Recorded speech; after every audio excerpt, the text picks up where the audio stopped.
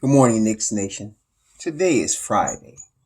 It is the 25th day of March, 2022. Happy Friday to you. I hope this Friday finds you healthy and safe. And I hope that you and your family are both healthy and safe and that you're provided for with food and shelter and clothing as well as good health. Blessings upon those that work in the healthcare field and the first responders who are trying every day to save lives. Blessings upon those also that pick up garbage for us to keep streets and sidewalks clean.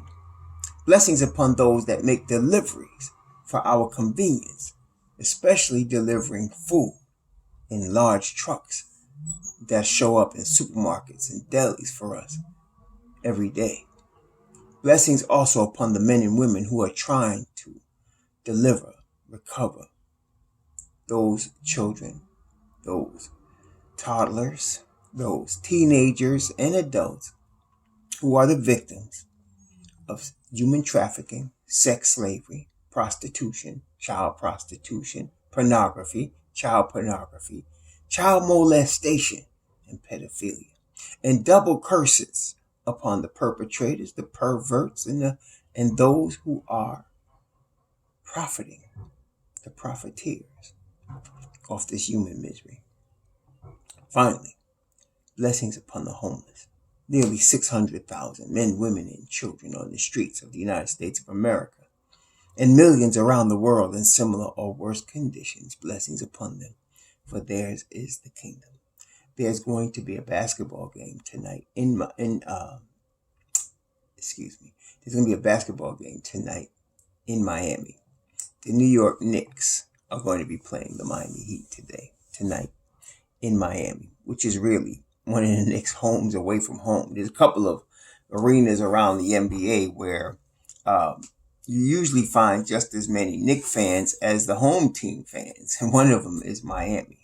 Atlanta's one, Miami's another, where you find just as many Knicks fans as you find Heat fans. And the Heat could be way better than the Knicks as they are this year, but you can find a lot of Knicks fans at the game because a lot of New Yorkers retire or move to places like Miami.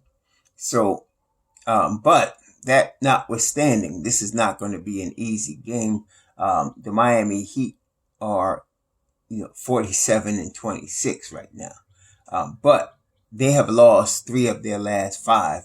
But they've been playing some teams now. They beat the Cavaliers a few games ago. Then they lost to the Timberwolves. They beat the Pistons and the Thunder. Then they lose to the 76ers, of course, and the Golden State Warriors. So they've been playing the toughest teams in the NBA. Now, with all that said, the thing about the Knicks, it's not who they're playing.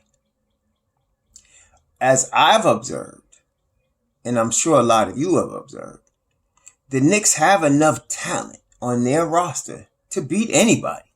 They really do. They have enough talent on the roster, top to bottom, to really beat anybody. As I used to chant in the beginning of the season, not only are we here, but we deep. Because the Knicks are deep. So the real question has been and is, will Tom Thibodeau pick the right rotation so they could show out? That's really the question. The question is not whether they could beat Miami. They can. The question is what rotation is Tom Thibodeau going to play to give the Knicks the best chance to win? That's what it comes down to. So at this point right now, Julius Randle and Mitchell Robinson are both considered questionable. Okay, at this point, Mitchell Robinson with a back and Julius Randle with a thigh bruise. If Randle plays, let's just handicap it. If Randle plays and the bellwether, who is Deuce, plays less than 20 minutes, this not be a good Friday night Knicks. This might be a tough night. Okay. But if Deuce plays 20 minutes, they could beat Miami. And if Randle doesn't play and Obi gets to play those minutes, that increases the odds, especially when you have a healthy RJ Barrett with all of that included. When when you have Sims playing, when you have, and then I'm expecting a breakout game from Quentin Grimes. He is as we know, he is a really high level shooter. He has been off because he's coming off the injury and he hasn't gotten his rhythm yet. So at some point you're going to see him break out because the shot is going to come back. It's just a matter of time, right? And so tonight would be a good night for that to happen. So you have Quentin Grimes, you have RJ Barrett, you have Deuce McBride. Quickly he's been playing really well since the All-Star break. I mean, prior to the All-Star break, he had not been playing well. I mean, let's keep it 100. He had been really bad, inefficient as all, and whatever. But since the All-Star break, just like RJ Barrett, he's been playing good. You can kind of pencil him in 15 to 17 points. Usually playing good defense. Alec Burks, you never know what you're going to get. He can have a good game like he did last time, or he can be as inefficient as you have seen him be. So we don't know what we're going to get from Alec Burks, but we do have IQ and Deuce that definitely more than adequately fill in for him. Then, of course, you have Evan Fournier, who just set the Knicks record, the John Starks over 25-year record for the most three-pointers in a season. And so he's on a shooting streak, so to say, but he's also inconsistent. But the thing about Evan Fournier that I've noticed, and maybe you've noticed it too, he starts to shoot well when there's more team ball being played. When the ball is moving, he gets better at shooting. The ball is moving. Now, defensively, he's a train wreck. No two ways about that. Defensively, he is a train wreck. But if you put him out there with the crew they had out there, which is like you put him out there with a Jericho Sims or a Taj Gibson, you put him out there with Obi Toppin and RJ Barrett, and then you give him a decent defender, at point guard, and he plays better. And when the ball is moving, he shoots better. So that's a good omen if Julius Randle doesn't play. So speaking of Julius Randle, that's why tonight is going to be an interesting thing. And I won't see it until tomorrow night. But what's going to be interesting is what Tom Thibodeau, again, decides to do. If they sit Randle today and the Knicks and it would be an upset for them to beat Miami tonight would be an upset because they're not expected to beat the Heat. At this time of the year, the Heat are playing their best ball. They're at the top of the East right now. They're a game ahead of Milwaukee. It's a tight race at the top of the East, but they are at the top of the East. And they're playing their best ball right now. That means they're shooting at a high level and they are defending at a very high level. And so for the Knicks, I believe the Knicks could beat them. If they play the same crew they played the other night, they could beat Miami. That shows you how good the Knicks could be. But it would be considered an upset. So if they beat Miami tonight, which would be, what would that be, their second straight or third straight win? I don't know. It would be their second straight win with this crew. If they beat Miami tonight, there's got to be a decision made. Should you shut down Julius Randle for the remainder of the season? I would think that would be a wise choice because now you're playing the youth and they're winning, right? And so you have a combination of things where you don't want to disrupt what's winning right now. That satisfies Thibodeau's desire to win. And at the same time, you're getting to see what you have with these young players. Okay. If they make that decision tonight, this is actually going to be a good thing. And the Knicks could roll for a minute here. If they decide to force Julius Randle back into the lineup right now, that's over. It's over there. And yeah, it would not be a smart move. I would shut Julius Randle down for the season. And it's only like this at this point, you got 9 games left. You got 9 games left. So I would shut him down for the season. Mitchell Robinson, I don't know. I wouldn't play him until he was 100% healthy. Right? Now, I don't know how, Mitchell's been getting tweaks all season, really and truly. So he may not be out for long. He may be ready by Sunday to play. I would not shut him down because now I want to see this young crew with him, as well as Sims, because as we all know, there is at least a 50-50 chance Mitch Rob is gone. He might decide, forget this. Because he's been, like I said, the biggest reason in my mind is he's been underpaid severely for 4 years. All right. So he got $6 million over the course of 4 years. That's in the NBA. It's like working on minimum wage or even worse. You see, so he is going to go where he is going to get paid, and really we cannot blame him for that. So, I believe Dallas, New Orleans, as well as Detroit are going to open their checkbook for Mitchell Robinson.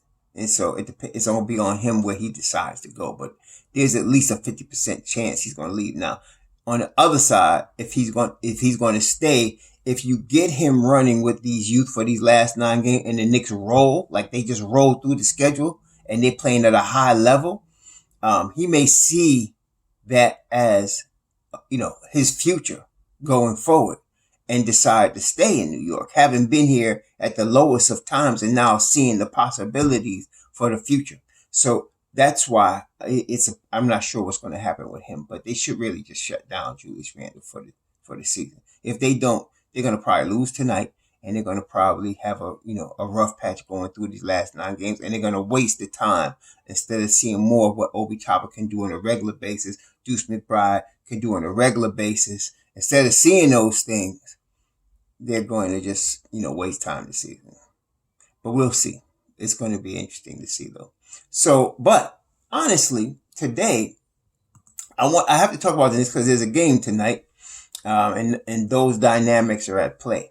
But I really wanted to talk about Bennedict Mathurin today because, okay, in the beginning of the season, right? Not the beginning of the season. I say, no, it was the beginning of the season. I can't say that. It was in the beginning of the year, during the All-Star break, when I started really looking at the guys coming out of the draft.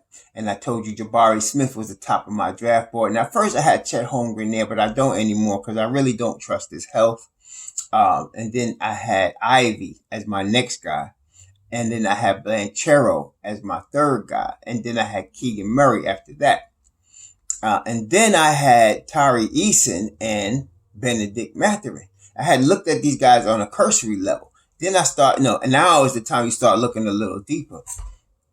I have AJ Griffin in there also. Now, as I mentioned before, this is a power forward heavy draft. It really is. You're talking about Jabari Smith, Paolo Banchero, Keegan Murray. These are all power forwards. Tari Eason. You got some really good power forwards in this draft. But also, I gotta be real. There's some really good wings in this draft as well. But the thing about it, this is not the type of draft, in my view, that you're going to find too many sleepers outside the lottery. Like, what you see at the bottom of the first round and in the second round are probably players that should be there, because that's the level of their talent and their NBA skill, right? So I don't think you're going to find a lot of surprises, but I do. If you're going to find a surprise, it will be in the second round, because the reason I say that is because a lot of the NBA teams, as you know, draft younger players because they have more upside, and I understand that. But sometimes there's an older guy, not old, but somebody that's 22, which they consider old, or 23 at the draft time. Sometimes, not all the time, but you don't think much about him, but he's mature and he's more ready than you think he is, and he'll surprise you. That's a sleeper in this type of draft right here.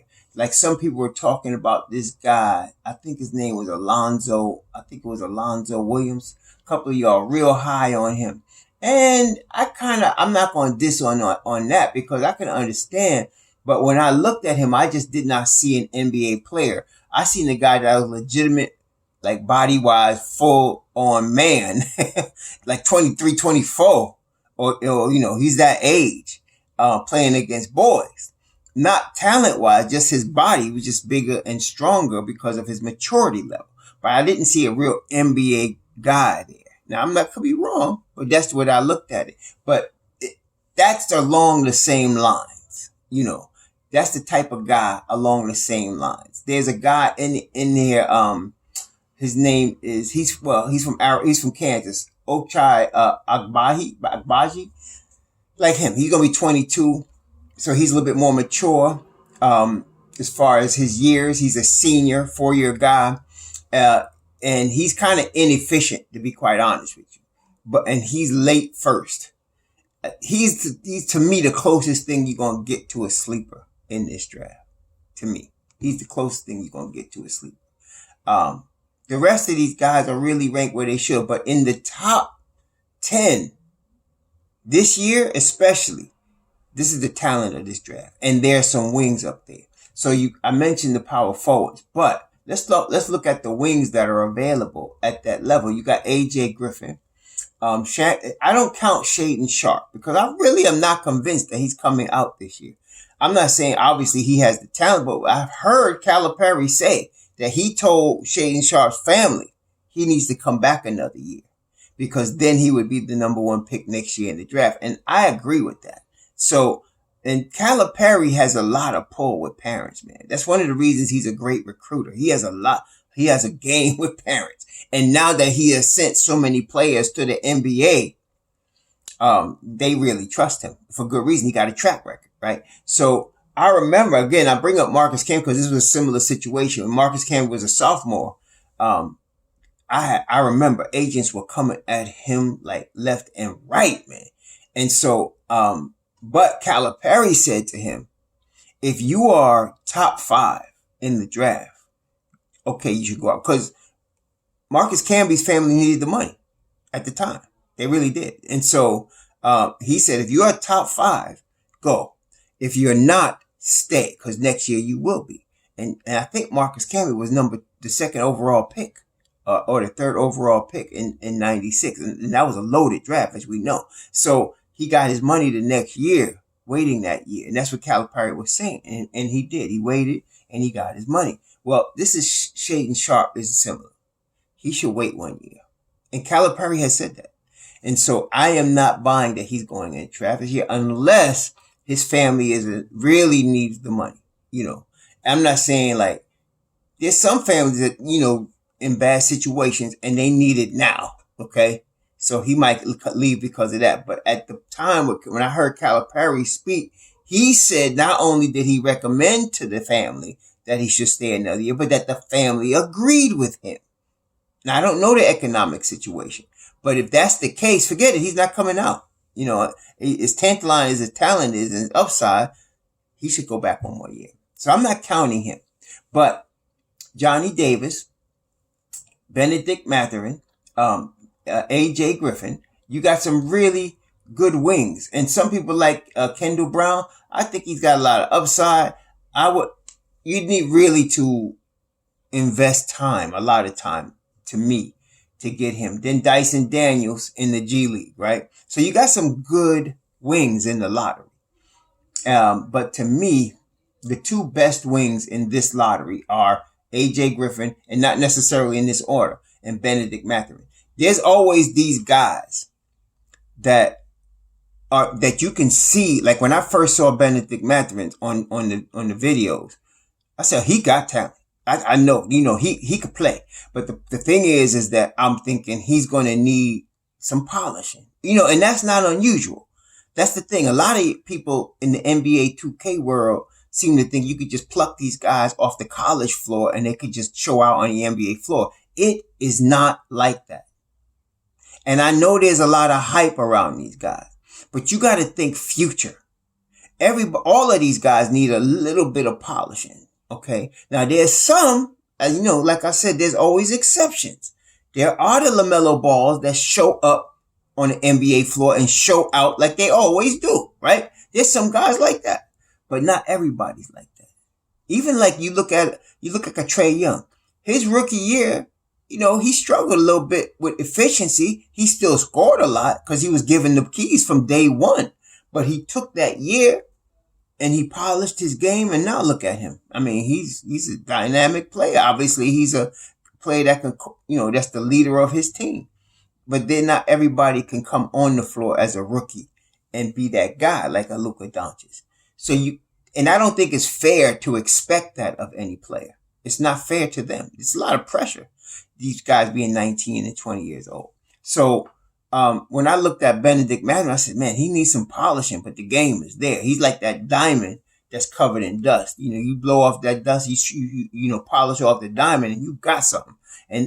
But since the tournament has come on, there's a thing about tournament. Now, not every player that shows out in the tournament is a legit NBA player. But one thing I will say to you, I have never remembered an NCAA men's basketball champion that did not have at least one or two NBA players on their roster. That's just how it is. That's why these guys get so heavily recruited when they're coming out of high school. There's at least one or two future NBA players on the champion every year. Okay. So that's the case. So like with Duke, Paolo Banchero and AJ Griffin, they're both NBA players, right? So you really have pre-NBA players playing against college guys. And that's what gives them a big advantage, right? And that's generally the case. And generally another thing that happens in college is those players like a Bennedict Mathurin or a Keegan Murray that you see showing out all year, right? They're doing their thing all year. They're like in Murray's case, I don't like looking at the per 36 numbers. I think that's ridiculous. But he averaged 24 and 9 during the course of the year. And then you see a Bennedict Mathurin. He averaged 18 and 6, right, during the course of a year. So he's like, oh, these guys play very well during the course of the year. But then when you see them raise their game to another level in the tournament, after they've been showing out, like if Bennedict Mathurin got hurt, let's say he got hurt before his conference tournament, he'd still be a top 10, top 12 pick. Okay. But when you see him showing out on the big stage, now, I'm telling you, he's not going to be there at 10. When I was looking at him at 10, I was like, the Knicks might be able to get this guy, but we kind of crowded at the wing. Now my thought is, Dad, can we get this guy? And I'll trade somebody because he's that good. This guy is that good. And so that's what I'm saying, because I would not be surprised to see him land in the top 5, 6, 7. He's that good, man. Another Canadian brother. He's from Montreal, Canada. More than likely, like I got a lot of family in Montreal and Toronto. Everybody came from Jamaica. Probably that's the situation with them too. So he might be, one of our brothers from the island, but he could play. 6'7", 195. He's 19. He'll be 20 when he's in the first rookie year. Efficient. I always look for efficiency in offensive players on a college level, at a high level. If you're going to talk about NBA players, and he is efficient. And the thing is that you expect efficiency from like a big man who's going to get a lot of dunks, right? He might be like a Chet. You might be he's going to shoot the three a little bit too, which makes him special in that regard. But you expect efficiency, most of his shots coming 8 feet and 10 feet in, right? But this guy is a wing. He shoots 46% from the floor, 37% from three, 77% from the line. That's efficiency right there. He plays both sides of the basketball. And as I said, we are watching his game rise. The last time I seen a guy do that during the course of a tournament and you saw him just rise up and just carry his team? His name was Ja Morant. And I'm saying this kid's got that type of upside. He really does. I know we talk about Jaden Ivey, and I still have Jaden Ivey at the second part of my draft, but I would not be unhappy if the Knicks got this kid. I would not be unhappy because And then if you look at, like, I also, one of the other things I like to see, aside from efficiency, I like to see a two-way player. I like to see a guy with still upside. He got all of that in spades. Also, you look at the course of the season, and like, say, so he plays for Arizona. So Arizona, as far as I remember now, he was in the Pac-10. So you want to see him against the Pac-10. You want to see him against the best teams in college basketball. So you want to see how he does against a UCLA, a Stanford. You want to see how he does against an Illinois. You know, these Michigan, these big schools. You know, you want to see what he does because those are the big games. So like on November 21st, they played Michigan. He got 16 points. You say, all right. But then, and also though, what you want to see is as the season gets going and it gets thick and it gets hot, you know, because now it's tournament time, you want to see that start to rise. So you start to see him, and then so they played who they played? They played Tennessee on December 22nd. He gets 28. Okay. Then they play Washington on January 3rd. He gets 27. Then he gets, you know, low double figures. He had one game against Arizona State where he only had 8 points. But then come tournament time, he's playing Washington again, 25. He plays Oregon. That's another tough team, 24. He comes up against Stanford, 24. Then he played in UCLA, Pac-10 tournament, 27. Then his last game against TCU in the tournament, 30. That's what I like to see. See? So he's efficient and he's rising as his team needs him to rise. Again, it is not fair for anybody to just expect a guy to carry a team. That's not fair. That's not real, like, realism in basketball. Basketball is a team game. But when you actually see it and he's not playing hero ball, that's just him. I don't know, man. I mean, in this game against TCU, he was 3 of 11 from the 3-point line. Not very efficient.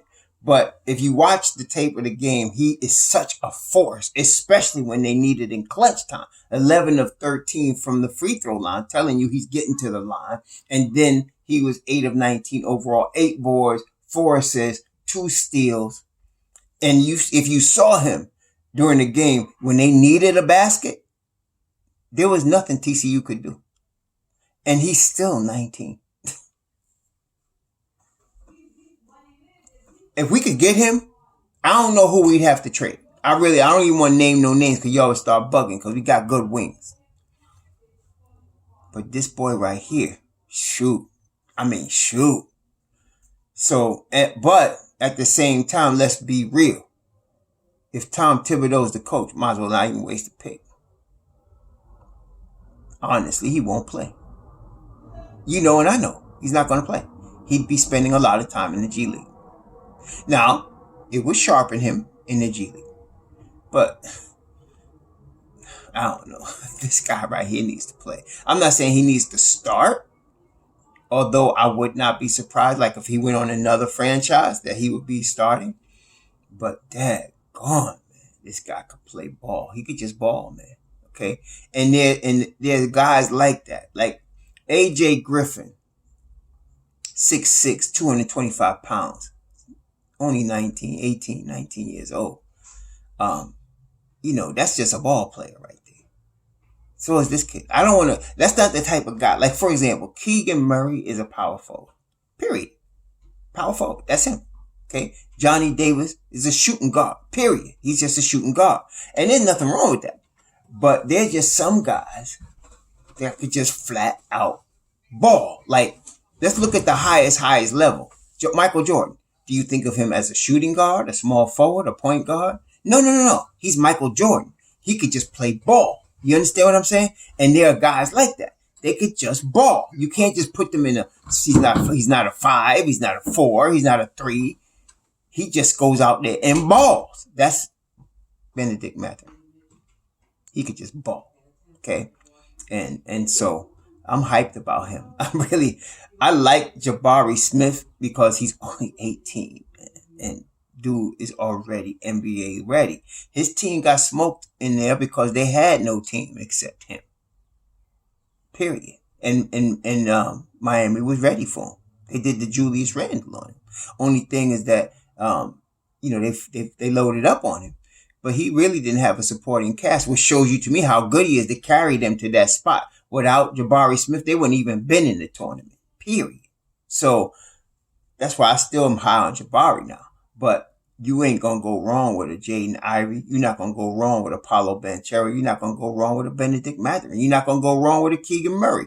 I don't think any of them cats are bust. At the top of this draft, it's the mother load.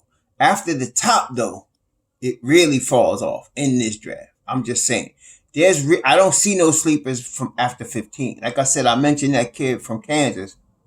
And that's a possible. Like if we playing spades, I got the top 10 and a possible. That's, you know what I'm saying? That's what we're dealing with. It's a possible. So Bennedict Mathurin, though, I don't know where the Knicks are gonna fall now. If Julius Randle plays out the string, we'd be in a position to draft this guy. If they play the kids, they may be too good. We might be too, we might not be in that level. If we at 12 or after, we're not going to catch Bennedict Mathurin without a trade because he's that good, man. He's rising. He's top 10 right now, but he's going to be higher than that. He's going to be higher than that. After the tournament, if he plays really good in the tournament, and this is the thing again from the inside, like that I've seen. I'm no genius, but I'll tell you what I believe will happen. If he balls out and Arizona makes the NCAA Final Four or even the final game, okay, and I'm his agent, I'm not going to the combine. No. I'll do private workouts, but I'm not taking him to the combine because I know my man is that good. And I'm not worried about, he's in a big program. That's why you go to a big program like a Arizona or a Villanova. You got the exposure already. You see the product. So I'm not taking him to the combine. If he shows out, if they lose in this next round, okay, you're going to have to go to the combine. They got to see you there. But I'll take him out there. He can get measured. They could do a few things with him. They can make sure he's physically healthy. He could do private workouts. But my man is not going. I'm not taking him to the combine. If they end up becoming like Final Four or in the finals of the NCAA tournament, no. He's going to chill. I'm gonna have him working out. I'm gonna have him working out. Period. He's gonna be working out hard, getting ready for the season. But as far as that, I'm not. You can interview us. We come to you for a private workout, and yeah, that's it.